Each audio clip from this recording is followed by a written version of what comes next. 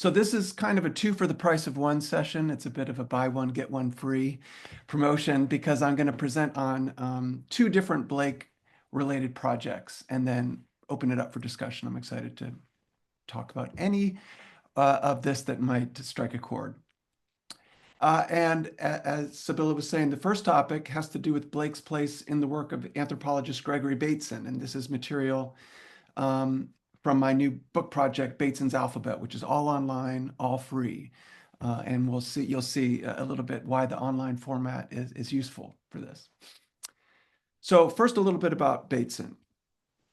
Gregory Bateson began his academic career as an anthropologist in the 1930s, working with his then wife, Margaret Mead. The two collaborated on groundbreaking research utilizing photography and motion pictures, and were participants in the Macy conferences on cybernetics during the 40s and 50s. After parting ways with Mead, Bateson embarked on a series of research inquiries that moved across academic disciplines, and these were collected in the book Steps to an Ecology of Mind from 1972. And this book brought him a new level of recognition and influence. He became a bit of a environmental thinker guru of the 1970s. Bateson's work is now legible as an early attempt to create what's become known as the interdisciplinary field of the environmental humanities. And this is what first drew me to Bateson's work, the environmental overtones of it, and how it was kind of laying a groundwork for something that's emerged in the past decade or so, the environmental humanities. And indeed, Bateson shares many of the same concerns as that scholarship. He was sounding the alarm about global warming, melting ice caps, runaway patterns of consumption 50 years ago, and he tied those problems to deeply rooted systems of Western thought. So I think he's a very timely and important thinker. So Bateson wrote a lot about ecology, but he also wrote about art and the sacred, and William Blake was a prominent figure in that work. Bateson often used Blake's version of the Book of Job as an ecological parable. That was one of his favorite teaching tools. And in his discussions of perception, he would frequently quote Blake's comment, "I question not my corporeal eye any more than I would question a window concerning a sight. I look through it and not with it." He would often cite that Blake quotation when he was talking about perception and his famous definition of information as difference. There are also accounts of Bateson carrying a copy of The Marriage of Heaven and Hell in his pocket during the last years of his life, and he would take this out and show it to people and say, "It's all there, it's all there." And his daughter, Mary Catherine Bateson, wrote about placing a volume of Blake's poetry on his body moments after his death. So Blake is a major influence on this timely thinker. And I talk about Blake's influence on Bateson in a few places in the book, but maybe focused in one section that I'll share with you now. It's a section called Outlines. And I'll read a little bit of that for you now. Gregory Bateson's father, William Bateson, had a great appreciation for art. And in fact, he owned Blake's painting, Satan Exalting Over Eve. A biographer wrote that Gregory grew up at the feet of Satan exalting over Eve, which is a notable thought. Bateson often cited Blake's poetry and prose, as I mentioned before, but he made less frequent reference to his visual works, though he did discuss Blake's adaptation of the Book of Job, and I talk about that in a different essay. And he talked about a peculiar drawing that will be familiar to you, Blake enthusiasts, The Ghost of a Flea. This was something else that Bateson talked about in his seminars and lectures quite a bit. The Ghost of a Flea, as many of you know, was part of a series of visionary heads that Blake drew in a collaborative project with John Varley. Blake and Varley developed a technique for learning about historical figures in which Blake would conjure up a mental vision of the individual and then project that image onto paper, where he would draw an outline around it. Varley would then examine the shape of the skull and make assertions about the person, taking careful notes about the position of the planets at the time of the apparition. So the most notable fact about the Ghost of a Flea sketch for Bateson had to do with the details of its creation, which were revealed in Varley's notes. In Varley's account, Blake was surprised by the flea's appearance and began to draw the outline of the creature with its mouth closed. He paused his work, however, and moved to the corner of the paper to start again, declaring that the flea had opened its mouth. Blake sketched the flea's open mouth and waited until the flea closed it again, at which point he returned to the first sketch and finished it. And you can see in the image the mouth down in the left bottom corner. Bateson saw this strange episode as a lesson in art's relationship to the unconscious. It was significant to Bateson that though Blake could decide on the subject matter of his visions, he couldn't quite control them. Quote, "The act of causing the image to open or close its mouth is beyond Blake's capacity," Bateson explained. He has to wait for the flea, in spite of the fact that, in a certain sense, it's his flea. As a parable of artistic creation, the episode thus illustrates how the artist works at the interface between conscious and unconscious. That was a big interest of Bateson's. In this context, an artistic vision gains authority to the extent that it's something to which the artist submits or surrenders. Indeed, for Varley, it was precisely Blake's hesitation with regard to the flea's mouth that most convinced him that Blake had, quote, "a real image" before him. The creation of The Ghost of a Flea suggests that dream, hallucination, and artistic vision are not under complete voluntary control, but Bateson liked to point out that neither were the images we form in everyday perception. Bateson often quoted Blake's assertion that, quote, "wise men see outlines, and therefore they draw them," to support his views on perception and difference. And this is also when he'd talk about seeing through the eye, not with it. Bateson was interested in the process whereby perception transformed external events into internal experiences. Drawing upon ideas from Gestalt therapy, Bateson argued that human beings do not see a random shower of impulses originating in the retina and traveling up the optic nerve. Instead, we see a tree, a man, or some other object. Quote, "The human being is thus able to categorize large areas of the picture in terms of these gestalt. These processes lend a tremendous economy to perception, allowing us to recognize that a square is a square, even if we see it from different angles. But it also tends to make us think in terms of things rather than relationships." And for some scholars of Bateson's work, that's the key insight that he's interested in, is finding ways to think about relationship rather than things. Moreover, the great economy of this kind of codification of seeing things as a man, a tree, a gestalt, seeing outlines, that great economy is species specific. Quote, this is Bateson, "Every gestalt label is a man-made category of events in a universe that might be categorized in infinitely various ways."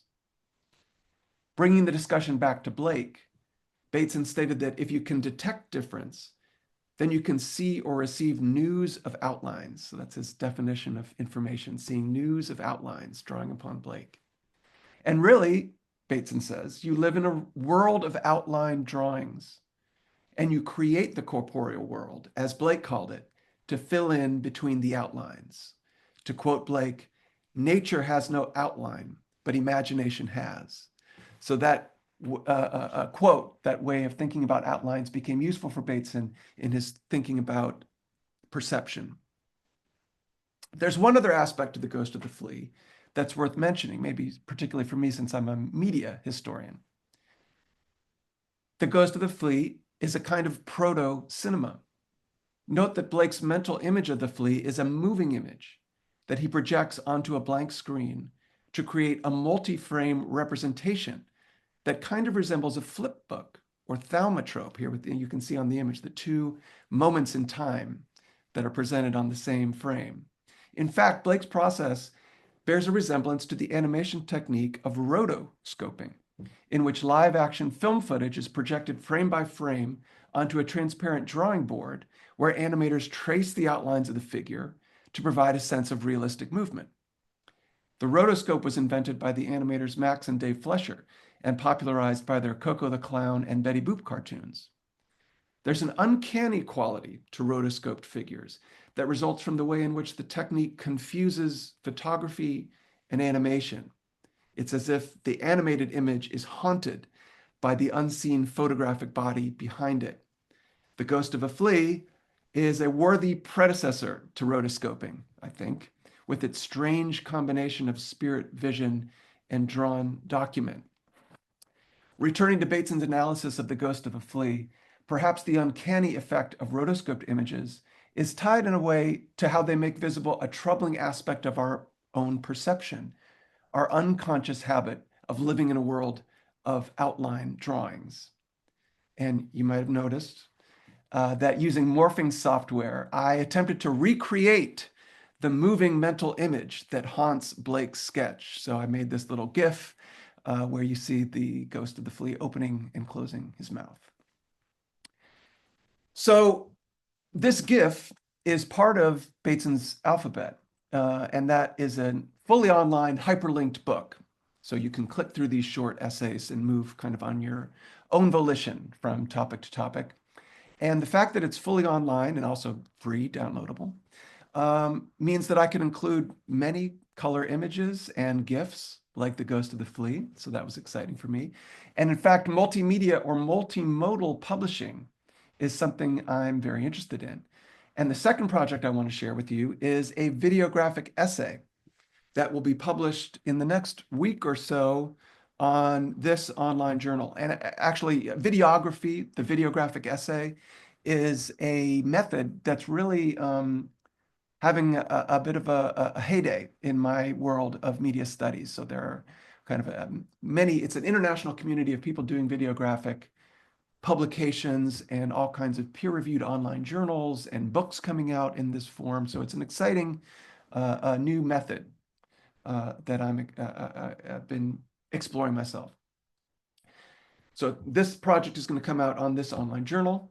And this is what it is. David Lynch presents William Blake's The Sea of Time and Space.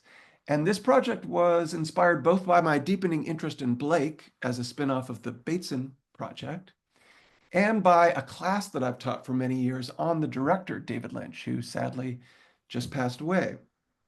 So I'll share some ideas from the curatorial essay that goes with this video essay, and then I'll show you a short excerpt from it, and then we can open it up for any questions or conversation. David Lynch is best known as a film director, but he got his start as a painter. In interviews, Lynch has often mentioned two artists as major influences, Francis Bacon and Edward Hopper. To my knowledge, Lynch has never mentioned William Blake as an influence, which is surprising because they have much in common, I think. Their work shares a number of themes, the commingling of contraries such as good and evil, light and dark, heaven and hell, an interest in expressing those contraries in terms of sexuality, the depiction of what Blake calls naked beauty, the creation of sprawling personal mythologies from the four Zoas to the multiple universes of Twin Peaks, and a tendency to merge cosmic scales with the very small, be that a world in a grain of sand or paradise in a damn fine cup of coffee.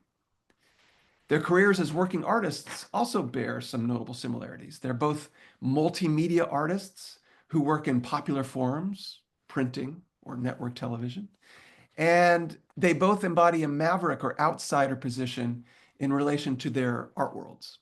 So they have much in common. And to explore the resonance between these two artists, I created this audiovisual essay that combines images from Blake's painting, The Sea of Time and Space, with sounds created by Lynch and his collaborators, Alan Splett and Ann Kroeber. Part of my motivation for this project is to better understand visionary art as a category. Blake is often mentioned as a paradigmatic example of a visionary artist, and he himself asserted that the nature of my work is visionary and imaginative. David Lynch is a similar kind of artist, very invested in unconscious and visionary dream-inspired work. And his iconic early film, Eraserhead from 1976, which became a midnight movie classic. And here we see David Lynch on the set of Eraserhead. I think Eraserhead provides a good case study for considering the visionary status of Lynch's work because it's frequently been interpreted in spiritual terms, specifically in relation to a Gnostic system of thought. So there's a number of essays and books that seek to interpret the inscrutable Eraserhead in terms of Gnostic ideas. And those mysterious spiritual overtones, I think, make Eraserhead a fitting companion to Blake. It's a nice place to start. Eraserhead also provides a formal means by which these two artists might be brought into dialogue, given that it's famous for its remarkable soundtrack. And I'm a sound and music person, and so that's one of the things that drew me to Lynch, is he's very well known for a very distinctive approach to sound. In fact, if Blake offers an underutilized approach to Lynch, sound offers an underutilized approach to Blake. And this is what Sibylla was mentioning at the introduction. Blake is celebrated as a poet and visual artist, but the sonic dimension of his work has received much less attention, despite reports of him singing his poetry and the creation of multiple musical settings of his verses, as we heard about so productively in this recent symposium on Blake and music. Apart from these musical adaptations, though, there are few, if any, sonic engagements with Blake that mobilize the full possibilities of non-musical audio, sound art, sound design, and inspired by initiatives like the Soundscapes Project at the National Gallery in London, which commissioned sound artists to compose new works of audio for a specific painting. Taking that idea, I decided to pair a Blake painting with a Lynchian soundtrack as a way of thinking about comparing these two visions. Now, commentators tend to talk about Lynch's personal sonic signature. I was just doing it a second ago. But the soundtrack to Eraserhead was created in collaboration with the legendary sound designer Alan Splett. Here we see Splett and Lynch during the production of Eraserhead. And Alan Splett worked closely with Lynch on all his films from The Grandmother in 1970 to Blue Velvet in 1986, so a key collaborator. Splett died in 1994, and his sound design partner and wife, Ann Kroeber, continued to manage the sound library that they had co-created. That sound effects library, the Sound Mountain Collection, was sold to the Pro Sound Effects Company in 2017. I purchased a copy of the Sound Mountain Collective and then used it exclusively throughout this videographic essay. So what this means is that my video is not only suggestive of a film like Eraserhead or made in the style of Lynch and Splett, it's made using the very same archive of sounds as those films. The result is a videographic mashup in which Lynch is represented by the Sound Mountain Collective and Blake is represented by the Sea of Time and Space. And I chose this image for several reasons. First, it has a dynamic sense of circular movement, suggestive of narrative development in time, which I animated through editing. Second, it presents figures, scenes, and themes that fit well with the recordings in the Sound Mountain archive. And third, the Sea of Time and Space has been the subject of a rich Neoplatonic line of interpretation that rhymes with the Gnostic overtones in interpretations of Eraserhead. And my understanding of that Neoplatonic interpretation of the Sea of Time and Space comes from the poet and scholar Kathleen Rain. So now, I think what I'll do is just show you the first 5 minutes. It's about half of the length of the video essay. And then I'll just briefly sum things up and we can open it up to conversation. So here it is. First 5 minutes of David Lynch presents William Blake's The Sea of Time and Space.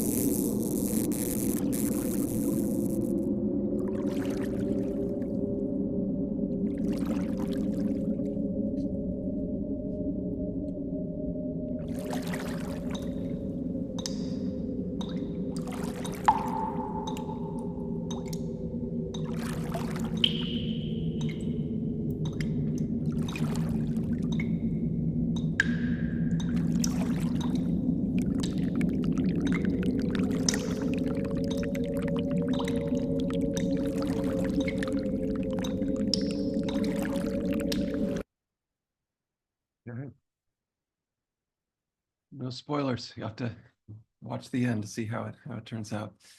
I found the work of synchronizing the Lynch and Splet audio with Blake's image to be illuminating in several regards. First, Lynch and Splet's sound palette is notable for its emotional power and complexity, which pairs, I think, extremely well with Blake. Their dark, industrial, immersive sounds set off the cosmic and uncanny qualities in Blake's image, qualities that could be dampened by a lighter, folksier, romantic, or pastoral approach. So I feel like the Lynch aesthetic kind of shines a different kind of sonic sidelight onto the work. I hope that this pairing with Lynch might inspire other multimedia interlocutors with Blake. I feel like there's much more that could be explored with this terrain. I also hope that my engagement with the Sound Mountain Archive will contribute to work on sound design and authorship. It opens up a bunch of questions about the extent to which, the sound designer is an author of a work, etc. Finally, I offer this project as a contribution to the study of the history and aesthetics of visionary art, a subterranean river that continues to flow beneath the surface of cultural life and feed the roots of many artistic works. So that was your 2 for the price of 1. I think I'll stop sharing now. And again, thanks so much for having me be part of the series, and I look forward to hearing your thoughts.